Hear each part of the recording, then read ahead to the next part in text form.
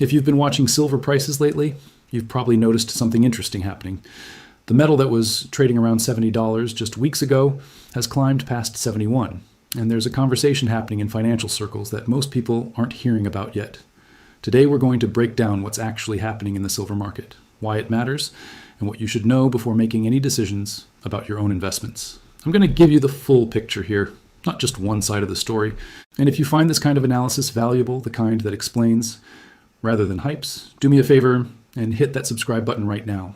This is Final Wealth Warning, and we focus on education and understanding, not fear and pressure. Subscribe and turn on notifications, because we dive deep into topics like this regularly, always with balance and evidence. So let's talk about what's really going on with silver. There's been discussion recently about price differences between paper silver and physical silver, particularly in Asian markets. Some reports suggest that buyers in China and other parts of Asia are paying premiums above the spot price for physical metal. This is actually not unusual in commodity markets, but the size of the premiums being discussed has raised some eyebrows. Before we go further, let's make sure we understand the basics. When people talk about the silver price, they're usually referring to the spot price. This is the price for immediate delivery, and it's determined by trading on exchanges like COMEX in New York. This is what you see on financial websites and news tickers. But here's something important. The spot price and the price you actually pay for physical silver are often different. Why?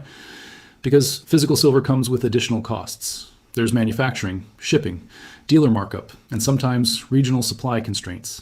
These extras are called premiums, and they vary based on where you are and what form of silver you're buying.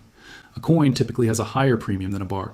A small bar has a higher premium than a large one, and different countries have different premiums based on local supply and demand. Now, what's interesting right now is that premiums in certain markets, particularly in Asia, have been reported as unusually high. Some sources suggest that industrial buyers and investors in China are paying significantly above spot price for physical delivery. Let's talk about why this might be happening, because understanding the why is more important than just reacting to the what. First, China is the world's largest consumer of silver for industrial purposes. The country is massively expanding its solar panel production, and silver is a critical component in photovoltaic cells. They're also pushing electric vehicle adoption, which requires more silver per vehicle than traditional cars. When you combine government policy with industrial demand, you create pressure on physical supply. If Chinese buyers need silver for production, and they need it now, they may be willing to pay more to secure it rather than wait or risk supply disruptions. Second, there's a broader trend we're seeing across commodity markets. After years of underinvestment in mining, many commodities are facing supply constraints. Silver production has been relatively flat, while demand, especially industrial demand, has been growing. This doesn't mean we're running out of silver, but it does mean that the market is tighter than it was a decade ago. When markets get tight, regional price differences can emerge, especially when transportation or trade issues complicate the picture. Third, there's the financial aspect. Some investors view physical silver as a store of value, especially during times of economic uncertainty or currency concerns. If investors in any region become more interested in holding physical assets rather than financial claims, they'll pay whatever the local market demands. This can create temporary disconnects between paper and physical prices.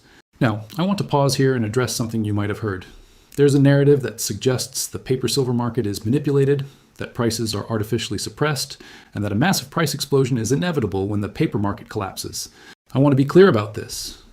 While commodity markets have certainly experienced manipulation cases in the past, and regulators have fined institutions for improper trading, the idea that the entire silver market is on the verge of collapse is speculative and not supported by mainstream financial analysis.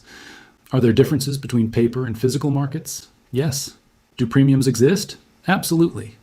Can regional supply issues create price disparities? They can and do, but does this mean the whole system is about to break? That's a much bigger claim that requires much stronger evidence.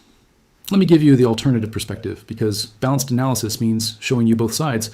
The futures market, which critics often call the paper market, serves important functions. It allows miners to hedge their production, manufacturers to lock in costs, and investors to gain exposure without storing physical metal. The vast majority of futures contracts are settled financially, not through physical delivery, and this is by design. It's how the market has operated for decades. The COMEX, where most silver futures trade, does maintain physical inventories and does make deliveries when requested. While it's true that the total value of futures contracts exceeds the physical silver backing them, this is normal for futures markets. Most participants don't want delivery. They're hedging or speculating on price movements. That said, are there legitimate questions about market structure? Sure. Regulators continue to examine position limits, market concentration, and trading practices. These are ongoing conversations in the commodities world. But ongoing scrutiny is different from imminent collapse. So where does this leave us? Let's look at the fundamentals that actually matter for silver prices over time. On the supply side, silver mining is capital intensive and faces challenges. Many silver mines are actually byproducts of copper, lead, or zinc mining, which means pure silver supply is somewhat limited. New discoveries are becoming rare, and developing new mines takes years. Recycling provides some supply, but not enough to meet demand growth. These are real constraints. On the demand side, industrial use is growing. The solar industry alone is projected to consume increasing amounts of silver over the next decade. Electronics, medical applications, and emerging technologies all use silver. Meanwhile, investment demand fluctuates based on economic conditions, inflation expectations, and market sentiment. When you put tight supply together with growing demand, basic economics suggests upward pressure on prices over time. But here's the key: over time. Markets don't move in straight lines. There will be volatility, corrections, and surprises along the way. Now, if you're still watching, I want to hear from you. Drop a comment below and let me know. Are you currently invested in silver, considering it, or just learning about commodity markets? Also, if you're watching from outside the US, tell me what premiums look like in your area. This helps everyone understand the global picture better. And if you're finding this breakdown useful, hit that like button. It genuinely helps this content reach people who want real analysis instead of hype. Let's talk about what you should actually consider if you're thinking about silver as part of your investment strategy. First, understand that silver is volatile. It's more volatile than gold and much more volatile than bonds or diversified stock funds.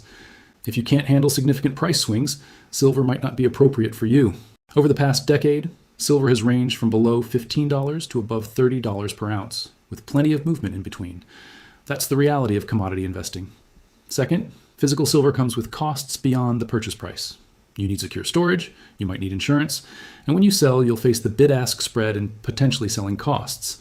These factors reduce your net returns compared to just looking at price appreciation. Third, silver doesn't produce income. Unlike stocks that pay dividends or bonds that pay interest, silver just sits there. Your return depends entirely on price appreciation. This means it should probably be a small part of a diversified portfolio, not the foundation of your wealth building strategy. Fourth, if you do decide to invest in silver, you have options beyond physical metal. There are ETFs that track silver prices, mining stocks that give you exposure to silver production, and other financial instruments. Each has different characteristics, costs, and risks.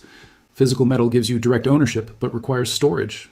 ETFs are convenient but are financial claims. Mining stocks give you leverage to silver prices but come with company-specific risks. Now, what about those price discrepancies we mentioned earlier? Should they concern you as a potential investor? Here's my take. Regional premiums tell you about local supply and demand conditions. They don't necessarily predict global price movements. If Chinese buyers are paying high premiums, it tells you that physical supply is tight in that specific market at this specific time. It might reflect trade barriers, transportation costs, or local buying pressure. It doesn't automatically mean that global prices will jump to match those premiums. However, persistent and widening premiums across multiple regions could suggest broader supply issues. That would be a signal worth watching. The key is distinguishing between temporary regional tightness and systemic supply problems. Here's what I'd watch if I were monitoring the silver market. Industrial demand trends, particularly in solar and electric vehicles, mine production reports and any major disruptions, inventory levels at major exchanges, and premium trends across different markets and products. These give you a factual basis for understanding supply and demand dynamics. I'd also pay attention to broader economic factors. Silver often moves with inflation expectations.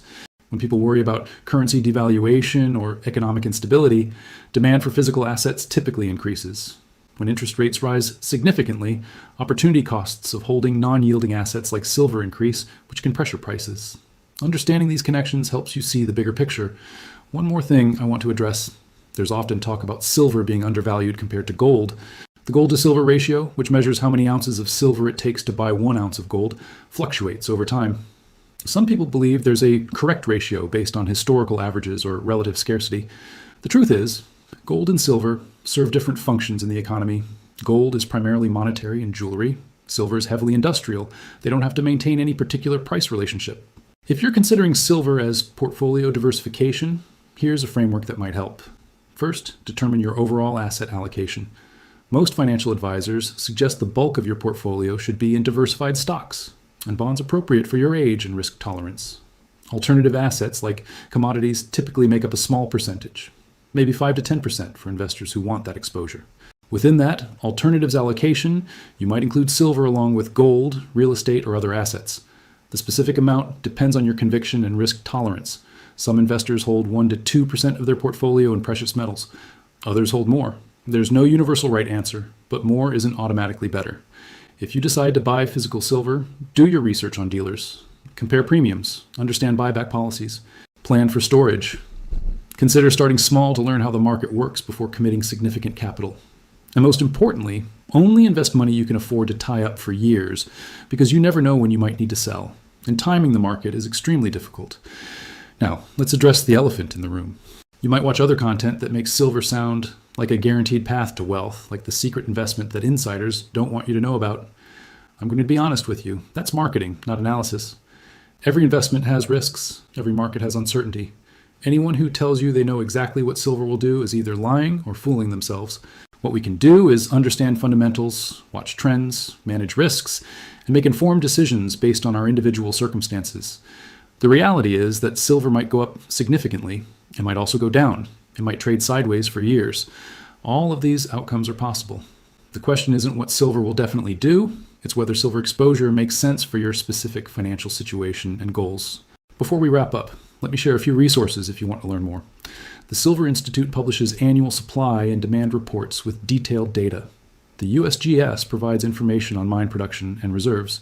Major exchanges like COMEX publish inventory data. These are factual sources you can examine yourself rather than taking anyone's word for what's happening. If you want to understand commodities more broadly, there are excellent books on commodity markets, futures trading, and the role of metals in the global economy. Education is your best defense against both missing opportunities and falling for hype. Here's my final thought.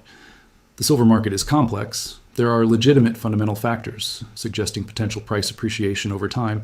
There are also risks, costs, and uncertainties. Regional price differences exist and might tell us something about supply dynamics, but they don't give us a crystal ball. Make decisions based on your own research, your own financial situation, and ideally with input from a qualified financial advisor who understands your complete picture. Don't invest based on fear of missing out or predictions of imminent collapse.